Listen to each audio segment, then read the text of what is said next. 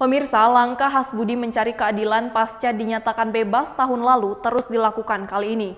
Melalui kuasa hukumnya Syamsuddin SHMHMM, Hasbudi kembali melayangkan surat permohonan pemberitahuan perkembangan penanganan Dumas atau SP3D ke Polda Kaltara. Setelah surat pertama mereka tak juga kunjung dibalas oleh kepolisian daerah Kaltara.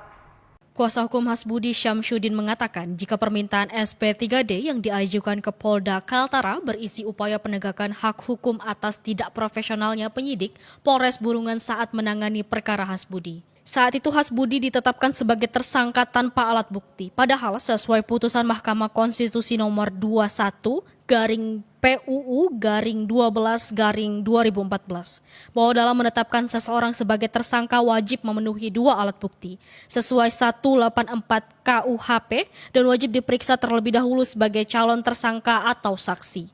Syamsuddin menduga saat itu ada penanganan perkara yang menyimpang dari pemeriksaan yang dilakukan oleh Polres Burungan dan Polda Kaltara kepada Hasbudi kala itu.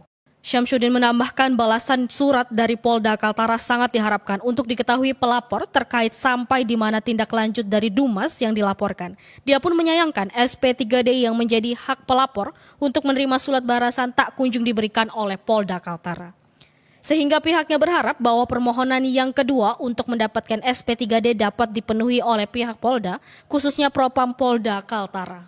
Selanjutnya, bila surat itu tak kunjung diberikan oleh Polda, Syamsuddin selaku kuasa hukum menegaskan jika akan melaporkan Propam Polda Kaltara ke Divisi Propam Mabes Polri dan mengajukan kejadian ini ke dalam rapat dengar pendapat di Komisi 3 DPR RI dan Kompolnas. Semua itu dilakukan agar hak hukum Hasbudi dapat dipenuhi.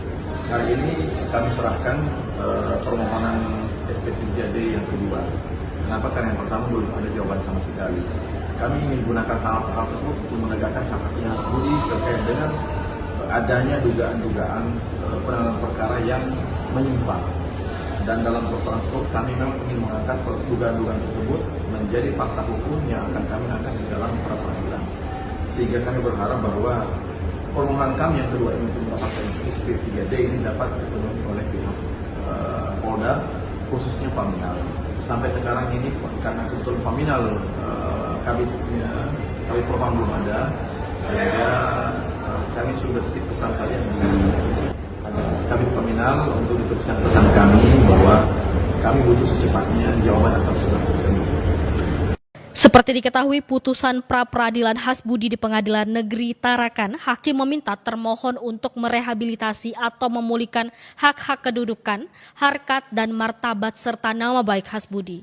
Untuk itulah Hasbudi akan mengajukan gugatan balik sekaligus meminta semua aset termasuk 17 kontainer barpres dan ganti kerugian karena tidak beroperasinya 14 speedboat selama 2 tahun lebih. Tim Liputan Surya Borneo TV melaporkan.